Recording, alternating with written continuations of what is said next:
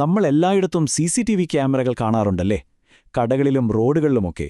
പക്ഷേ ഒരു ചുമരിൽ തൂങ്ങിക്കിടക്കുന്ന വെറുമൊരു ഉപകരണം എന്നതിലുപരി എന്താണ് ശരിക്കും ഒരു CCTV സിസ്റ്റം? ഒരു പ്രൊഫഷണൽ നിരീക്ഷണ സംവിധാനം ഡിസൈൻ ചെയ്യുമ്പോൾ എന്തൊക്കെ കാര്യങ്ങളാണ് പരിഗണിക്കുന്നത്? ശരി, നമുക്കിതിന്റെ ഉള്ളറകളിലേക്ക് ഒന്ന് കടന്നു ചെല്ലാം. ഒരു പ്രൊഫഷണൽ CCTV സിസ്റ്റം എങ്ങനെയാണ് നിർമ്മിക്കുന്നതെന്ന് നമുക്ക് ഓരോന്നായി നോക്കാം. ഇപ്പോൾ നോക്കൂ, എയർപോർട്ട്, തുറമുഖം, റോഡ്, ഓരോ സ്ഥലത്തും ഓരോ ആവശ്യങ്ങളാ അല്ലേ? അപ്പോൾ എല്ലായിടത്തും ഒരേതരം ക്യാമറ വച്ചാൽ മതിയോ? പോരാ. ഓരോ സാഹചര്യത്തിനും അനുയോജ്യമായ ക്യാമറ തിരഞ്ഞെടുക്കുന്നതിന് പിന്നിൽ കൃത്യമായ ചില തീരുമാനങ്ങളൊക്കെയുണ്ട്. ഒരു ക്യാമറ എന്നത് ഒരു വലിയ സിസ്റ്റത്തിന്റെ ഒരു ഭാഗം മാത്രമാണ്. അടിസ്ഥാനപരമായി CCTV എന്നു പറഞ്ഞാൽ സിമ്പിളായി ഒരു ക്ലോസ്ഡ് സർക്യൂട്ട് ടെലിവിഷൻ സിസ്റ്റം. ഇതിന്റെ പ്രധാന ഉപയോഗം എന്താണെന്നോ? കുറച്ച് സെക്യൂരിറ്റി ഗാർഡ്സിന് ഒരുപാട് സ്ഥലങ്ങളിൽ ഒരേ സമയം കണ്ണെത്തിക്കാൻ പറ്റും. അതുകൊണ്ടാണ് ഇതിനെ സെക്യൂരിറ്റി ഫോഴ്സ് മൾട്ടിപ്ലയർ എന്നൊക്കെ പറയുന്നത്. ഈ സിസ്റ്റം എങ്ങനെയാണ് ഡിസൈൻ ചെയ്യുന്നതെന്നറിയാൻ നമുക്കൊരുമിച്ച് ഒരു സാങ്കല്പിക പ്രോജക്റ്റിലൂടെ അങ്ങ് പോയി നോക്കാം. ഏതൊരു നല്ല സിസ്റ്റവും തുടങ്ങുന്നത് വെറുതെ പോയി സാധനങ്ങൾ വാങ്ങുന്നതിലല്ല, മറിച്ച് നല്ലൊരു പ്ലാനിൽ നിന്നാണ്. അതാണ് നമ്മുടെ ആദ്യത്തെ ഘട്ടം, ഒരു ബ്ലൂ പ്രിന്റ് തയ്യാറാക്കൽ. നല്ലൊരു അടിത്തറയിടാതെ ഒരു ബിൽഡിംഗ് പണിയാൻ പറ്റില്ലല്ലോ, അതുപോലെ തന്നെയാണിത്. ഈ കാണുന്ന ഡയഗ്രം നമ്മുടെ ഒരു വഴികാട്ടിയാണെന്ന് വെച്ചോ. ക്യാമറ, റെക്കോർഡർ, മോണിറ്റർ, സ്റ്റോറേജ്, ഇതെല്ലാം എങ്ങനെയാണ് ഒരുമിച്ച് പ്രവർത്തിക്കുന്നത് എന്ന് ഇത് കാണിച്ചു തരും. നമ്മുടെ ഈ യാത്രയിൽ ഇതിലെ ഓരോ ഘടകങ്ങളെയും നമുക്ക് അടുത്തറിയാം. ഒരു പ്രോജക്റ്റ് തുടങ്ങുന്നത് ശരിക്കും പറഞ്ഞാൽ 4 സിമ്പിൾ ചോദ്യങ്ങളിൽ നിന്നാണ്. 1. എവിടെയാണ് നമുക്ക് ക്യാമറ വേണ്ടത്? 2. എന്ത് കാണാനാണ് അത് വെക്കുന്നത്? ഒരു മുഖം തിരിച്ചറിയാനാണോ അതോ ഒരു വണ്ടിയുടെ നമ്പർ പ്ലേറ്റ് കിട്ടാനാണോ? 3. അവിടെ ഇത് വെക്കാനുള്ള കറണ്ടും കേബിളുമൊക്കെ ഉണ്ടോ? പിന്നെ 4. ഈ കിട്ടുന്ന വീഡിയോ എത്ര കാലം നമ്മൾ സൂക്ഷിക്കണം? ഈ ചോദ്യങ്ങൾക്കുള്ള ഉത്തരങ്ങളാണ് നമ്മുടെ സിസ്റ്റം എങ്ങനെയായിരിക്കണമെന്ന് തീരുമാനിക്കുന്നത്. അപ്പോൾ നമ്മുടെ ബ്ലൂ പ്രിന്റ് റെഡിയായി. ഇനി അടുത്ത സ്റ്റെപ്പ് എന്താ? ഹാർഡ്വെയർ തിരഞ്ഞെടുക്കണം.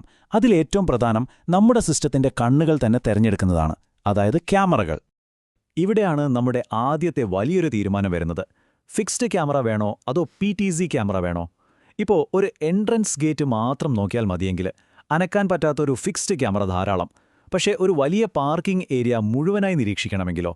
അപ്പോൾ നമുക്ക് ഇടത്തോട്ടും വലത്തോട്ടും മുകളിലേക്കും താഴേക്കും തിരിക്കാനും സൂം ചെയ്യാനും ഒക്കെ പറ്റുന്ന ഒരു PTZ ക്യാമറ തന്നെ വേണ്ടിവരും. എല്ലാ ക്യാമറകളും ലോകത്തെ കാണുന്നത് ഒരുപോലെയല്ല കേട്ടോ. ദാ ഇവിടെ നോക്കൂ, ഇടതുവശത്ത് നമ്മൾ സാധാരണ കാണുന്ന കളർ ദൃശ്യങ്ങൾ. പക്ഷെ വലതുവശത്തോ? അതൊരു തെർമൽ ക്യാമറയാണ്, ചൂട് തിരിച്ചറിയുന്ന ഒന്ന്. അതായത് പുകയോ മഞ്ഞോ ഒക്കെ ഉണ്ടെങ്കിലും മനുഷ്യരെയോ വാഹനങ്ങളെയോ ഒക്കെ ഈസിയായിട്ട് കണ്ടുപിടിക്കാൻ പറ്റും. അപ്പോൾ നമ്മുടെ ആവശ്യം എന്താണോ അതിനനുസരിച്ചുള്ള കാഴ്ച വേണം തിരഞ്ഞെടുക്കാൻ.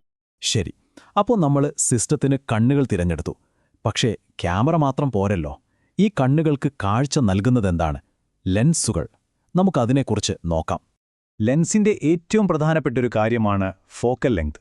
സിമ്പിളായി പറഞ്ഞാൽ ഒരു മുറി മുഴുവനായിട്ട് കാണണമെങ്കിൽ നമുക്ക് വൈഡ് ആംഗിൾ ലെൻസ് വേണം. അതായത് കുറഞ്ഞ ഫോക്കൽ ലെങ്ത് ഉള്ള ഒന്ന്. നേരെ മറിച്ച് ദൂരെയുള്ളൊരു നമ്പർ പ്ലേറ്റ് ക്ലിയറായിട്ട് വായിക്കണമെങ്കിലോ? അപ്പോൾ കൂടിയ ഫോക്കൽ ലെങ്ത് ഉള്ള ഒരു ടെലിഫോട്ടോ ലെൻസ് തന്നെ വേണം. അപ്പർച്ചർ എന്ന് പറയുന്നത് നമ്മുടെ കണ്ണിന്റെ കൃഷ്ണമണി പോലെയാണ്. കുറഞ്ഞ വെളിച്ചത്തിൽ അത് വലുതാവും, കൂടുതൽ വെളിച്ചത്തിൽ ചെറുതാവും അല്ലേ? ലെൻസിന്റെ കാര്യത്തിൽ എഫ് സ്റ്റോപ്പ് നമ്പർ എത്രത്തോളം കുറയുന്നോ അത്രയും വലിയ ദ്വാരമായിരിക്കും. അപ്പോൾ രാത്രിയിലോ വെളിച്ചം കുറഞ്ഞ സ്ഥലത്തോ ക്ലിയർ ദൃശ്യങ്ങൾ കിട്ടണമെങ്കിൽ f/1.4 പോലെയുള്ള കുറഞ്ഞ എഫ് സ്റ്റോപ്പുള്ള ലെൻസ് വേണം. ലെൻസിന്റെ ക്വാളിറ്റി എത്രത്തോളം പ്രധാനമാണെന്ന് നോക്കിക്കേ. ഈ ചിത്രത്തിൽ നിലവാരം കുറഞ്ഞ ഒരു വൈഡ് ആംഗിൾ ലെൻസ് ഉപയോഗിച്ചതുകൊണ്ട് സൈഡിലുള്ള നേർരേഖകളൊക്കെ വളഞ്ഞുപോയിരിക്കുന്നത് കണ്ടോ? ഇതിനെയാണ് ബാരൽ ഡിസ്റ്റോർഷൻ എന്ന് പറയുന്നത്. അപ്പോൾ കൃത്യമായ ചിത്രം കിട്ടാൻ നല്ല ക്വാളിറ്റിയുള്ള ലെൻസ് തന്നെ വേണം. ഓക്കെ, നമ്മൾ അടിപൊളി ക്യാമറയും ലെൻസുമൊക്കെ തിരഞ്ഞെടുത്തു. ഇനി അടുത്തതെന്താ? ഈ ഉപകരണങ്ങളെയൊക്കെ അത് വെക്കുന്ന സ്ഥലത്തെ സാഹചര്യങ്ങളിൽ നിന്ന് സംരക്ഷിക്കേണ്ടേ? പിന്നെ അത് എവിടെ വെക്കുന്നു എന്നതും വളരെ പ്രധാനപ്പെട്ട കാര്യമാണ്. നമ്മുടെ ദൗത്യമനുസരിച്ച് ക്യാമറയ്ക്കൊരു കവചം, ഒരു ആർമർ കൊടുക്കണം. ഇപ്പോൾ ഒരുപാട് പൊടിയും മറ്റുമുള്ള സ്ഥലത്താണെങ്കിൽ ഒരു സീൽഡ് ഹൗസിംഗ് വേണം. ഇനിയിപ്പോൾ ആരെങ്കിലും അടിച്ചുപൊട്ടിക്കാൻ സാധ്യതയുണ്ടെങ്കിലോ? അപ്പോൾ ഇമ്പാക്ട് റെസിസ്റ്റന്റ് അല്ലെങ്കിൽ ടാമ്പർ റെസിസ്റ്റന്റ് ഹൗസിംഗ് തന്നെ വേണ്ടിവരും. ഓരോ സാഹചര്യത്തിനും ഓരോ തരം സംരക്ഷണമുണ്ട്. ക്യാമറ എവിടെ സ്ഥാപിക്കുന്നു എന്നതും അതിന്റെ പെർഫോമൻസിനെ നന്നായിട്ട് ബാധിക്കും.